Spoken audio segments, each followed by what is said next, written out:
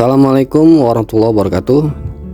Jumpa lagi teman-teman semua, masih bareng saya Ahmad Ridwan di Golok Pribumi Channel. Dimanapun teman-teman semua berada, para pecinta bilah, semoga dalam keadaan sehat walafiat. Dan yang baru bergabung juga, saya ucapkan terima kasih banyak.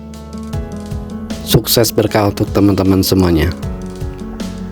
Seperti biasa, kali ini saya mau update lagi pisau sembelih. Ini yang pertama, modelnya model strike ya. Sarungnya dari Kydex, warna hitam ya, kelihatan lebih sangar. Warna hitam. Untuk sudah dilengkapi dengan tag lock juga ya. Dan tag lock seperti ini lebih worth it ya, bisa menyesuaikan dengan ukuran sabuk tentunya. Langsung aja kita cek untuk bilahnya. Oke, ini dia tampilan bilahnya. Kita mulai dari handle-nya dulu. Ini pakai mikarta ya untuk handle-nya. Modelnya tribal. Aksesorisnya pakai pin mozaik dan ada pin hollow di depan, di belakang juga ya. Jadi triple pin. Insya Allah ini sangat kokoh tentunya. Bagian punggungnya pun mulus ya, tidak kasar, halus. Untuk rikasonya pun presisi ya teman-teman, sangat presisi, kelihatan lebih seksi ya, lebih mantep. Enak juga, pegangannya cukup nyaman ya, buat tarikan tentu ini sangat ideal ya. Spesifikasi bilahnya panjang 27 cm, lebar 4, dan ketebalannya ada di 4 mili, menipis ke ujung ya. Bilahnya dari Bohler K110. Untuk prosesnya stock removal, tidak ditempa. Sepunya head treatment pabrikan ya, di 60 HRC. Bilahnya mulus tanpa baret-baret ya. Oke, langsung aja kita cek dulu ketajamannya. Kita langsung tes ke tisu aja.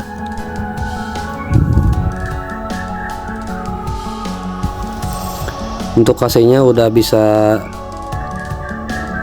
ini hasilnya seperti ini ya, sudah halus ke tisu. Insya Allah ke kertas ataupun ke plastik atau kresek juga ini pasti halus, karena di tisu juga sudah lancar. Ini bukan robek ya. Cocok buat teknik tarikan, yang seneng, yang doyan teknik tarikan mungkin bisa dijadikan rekomendasi ya, untuk menemani ibadah teman-teman semua dalam melakukan penyembelihan. Dan untuk perawatannya pun jangan khawatir, karena Bohler K110 itu untuk perawatannya cukup mudah, tidak terlalu repot karena sudah tahan kara tentunya. Dicoba di koran pun ini udah mantep ya. Koran tuh lebih tipis dari HPS ya. Jadi ini ketajamannya memang insya Allah sudah maksimal ya untuk penyembelihan. Jadi teman-teman nggak usah repot-repot mengasah lagi ya. Siap tempur, siap eksekusi. Oke, ini yang pertama Bohler K110, panjang 27, lebarnya 4, dan ketebalannya 4 mili. Oke, lanjut berikutnya. Yang kedua, ini masih warna hitam juga ya, si hitam manis. Hanya beda tampilan tag lock saja ya, tapi fungsinya tetap sama. Sarungnya Kydex juga, ori ya, ori USA. Langsung aja kita simak bilahnya. Oke, cara ngeluarinnya juga mudah ya, cukup ditekan dengan jempol. Oke, ini dia tampilan bilahnya. Waduh, kasepnya ganteng bilahnya. Untuk handle-nya ini dari honeycomb ya, bukan mikarta. Honeycomb warna hitam. Untuk aksesorisnya pakai pin mozaik. Ini dari Kuningan ya, dari Kuningan. dan ini bisa dibongkar pasang ya pakai baut. Jadi supaya perawatannya lebih maksimal, akan lebih memudahkan untuk perawatannya. Detail untuk handle-nya bisa teman-teman cek sendiri ya, mulus, halus, tidak kasar kalau diraba juga, dan ada hand grip di bagian punggungnya. Rikasonya juga mantep ya, gelis. Oke, lanjut. Untuk spesifikasi bilanya sama dengan yang tadi ya, dengan yang pertama. Panjang bilanya 27 cm, lebarnya 3,5 dan tebalnya 4 mili. Bilahnya ini dari Sleipner ya. Sleipner itu modifikasi dari D2. Kenapa harus dimodifikasi? Karena supaya mendapatkan hasil yang lebih tentunya, dengan pengurangan kromium dan penambahan molybdenum. Untuk Sleipner ini cocok untuk dibuat tebas ataupun untuk sembelih. Jadi bahannya sangat multifungsi ya, sembelih oke, tebas oke. Tentu saja kalau dibandingkan dengan Bohler K110, Sleipner di atas Bohler K110 lebih unggul. Dia lebih tahan terhadap benturan, tahan terhadap chipping ya. Dan kelemahannya untuk Sleipner ini, dia belum tahan karat kalau dibandingkan dengan baja sekelasnya. Kalau dibandingkan dengan baja limbah seperti baja per, tentu saja Sleipner lebih unggul ketahanan karatnya. Tapi semua tidak masalah buat teman-teman pecinta bilah. Urusan karat itu masih bisa diatasi, tinggal bagaimana cara kita memperlakukan atau merawat bilah kesayangan kita ya. Banyak cara dan banyak metode untuk perawatannya, bisa teman-teman cari ya di YouTube juga banyak tutorialnya. Oke, langsung aja kita cek ketajamannya. Kita langsung ke tisu ya, kita coba ketajamannya, dan hasilnya cukup baik ya. Ini tisunya sedikit agak lecek juga ya, agak kumal, tapi bisa diselesaikan dengan baik, dengan rapi ya. Kita tes lagi ya teman-teman, kita coba lagi untuk ketajamannya, dan hasilnya tetap memuaskan ya, sangat halus. Ini sudah siap tempur tentunya. Untuk proses bilahnya, ini stok rem oval, gak ditempa ya, stok rem oval, dan sepunya sepu pabrikan di 60 HRC.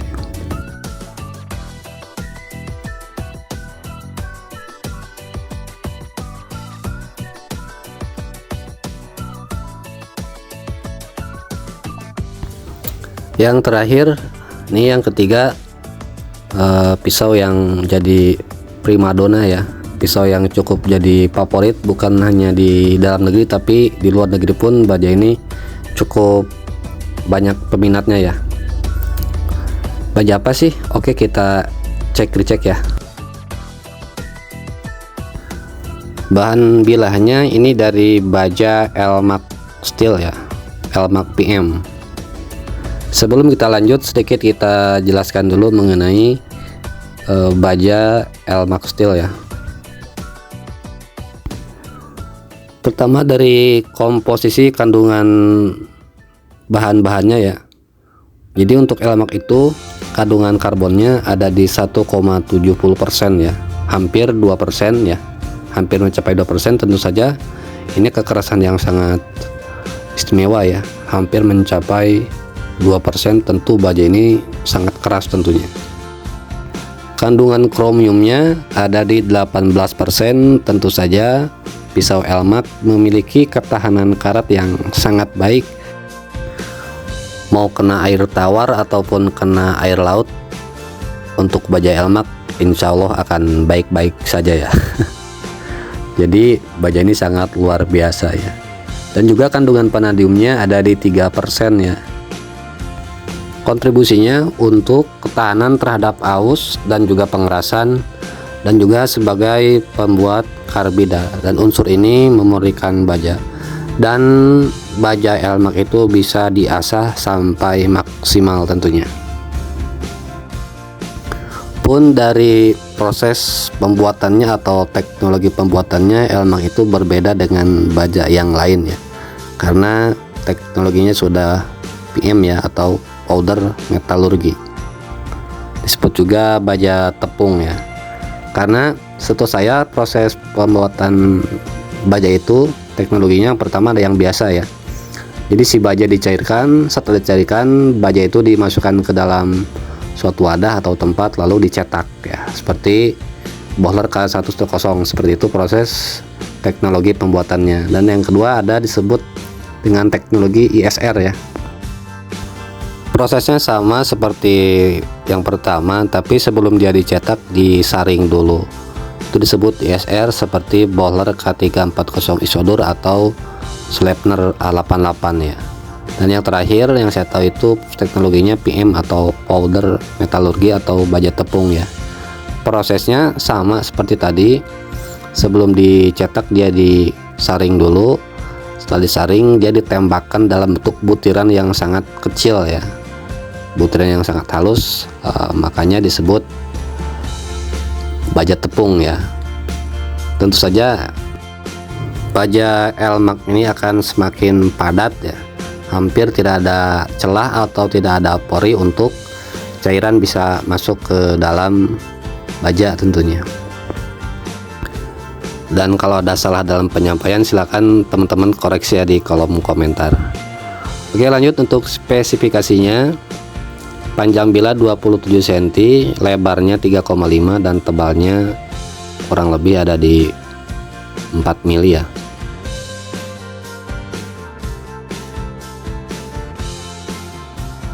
Prosesnya stok removal dan sepunya pabrikan tentunya.